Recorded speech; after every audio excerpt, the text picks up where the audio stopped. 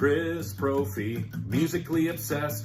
Chris Brophy, musically obsessed with vinyl CDs and cassettes. Chris Brophy, musically obsessed. Oh yeah! Hello everybody, happy Monday. So I'm jumping on a contest today, and it is for Doug over at the Auditory Vinyl. Now, Doug is such a great guy. I was a fan of his older channel. He ended up taking that down, and I think he just wanted to rebrand and try something new. He's got another great channel. As I said, it's called the Auditory Vinyl. I will leave a link below. Please go on over and check Doug out. Soft-spoken, chill guy, but he knows his music, and you can just tell his passion for music. So he's doing a contest called 1, 2, 3, Go, just to bring some more attention to his channel. I thought this was cool. As I said, I haven't done a contest in a while. I feel like there hasn't been a lot of contests. When I first started the VC, when I first started in the VC, I remember that there were contests all the time. That's kind of gone by the wayside. I don't know why, but it's kind of nice to have another contest to enter. 3 simple questions, all centering around the numbers 1, 2, and 3. So here we go. First question, shout out a channel and then show one record that you might see on that channel. Well, I'm going to shout out a channel that I've been just getting into lately. She's called The Mediocre Guitarist, and I'll leave a link to her channel below. She's one of the younger members of the music community, but she listens to amazing music. She also plays the bass, she plays the guitar, and it's so cool to see younger people into the music that I was listening to as a kid. And she just actually did a video on Black Flag, My War, which was awesome. And I know that you would see this album shown on her channel as well, Sam Hain, November Coming Fire, because she's actually talked about this album and how great it is. This happens to be my favorite Sam Hain album. So go on over and check out The Mediocre Guitarist, but tell her Chris sent you. Question 2, show 2 albums that you never or rarely see talked about. Well, I'm going to show one by the Moody Blues because I feel like the Moody Blues should be talked about more in the VC. And this is to our children's children. I never know how many children we're talking about.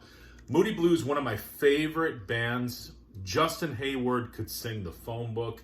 I love their music. I feel that it is progressive rock, and you can argue with me about that if you would like to. I'm right anyways.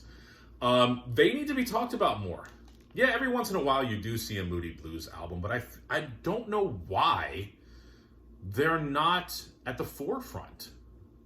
Just a remarkable band. So there's one band / album. Another artist that I feel should be talked about more is Prince.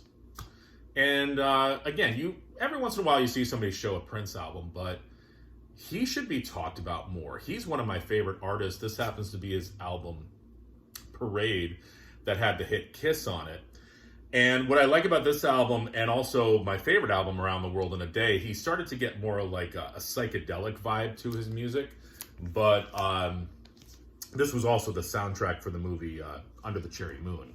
But we need to talk about Prince more. We need to talk about the Moody Blues more. We need to start showing more albums by Prince and the Moody Blues. And lastly, the third question, show 3 albums, preferably by 3 bands, different bands, with one member that's the same in each of those albums. Well, I have 2 examples, Doug, so I don't know if this gets me 2 entries. But the first one I'm going to show is the singer from the band All.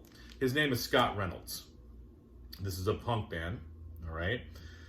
And then he was also the singer in a band called Bonesaw Romance, another punk band.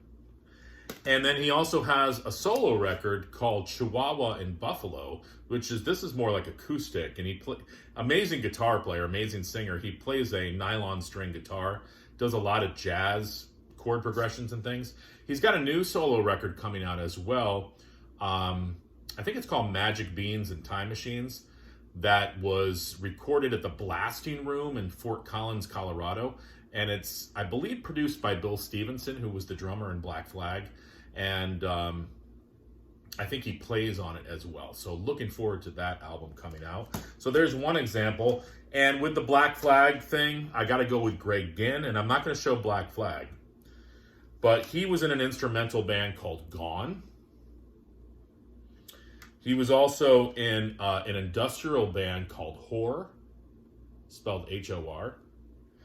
And he was also in a band called Jam Bang, which is like punk meets the Grateful Dead. So, Doug, I went above and beyond.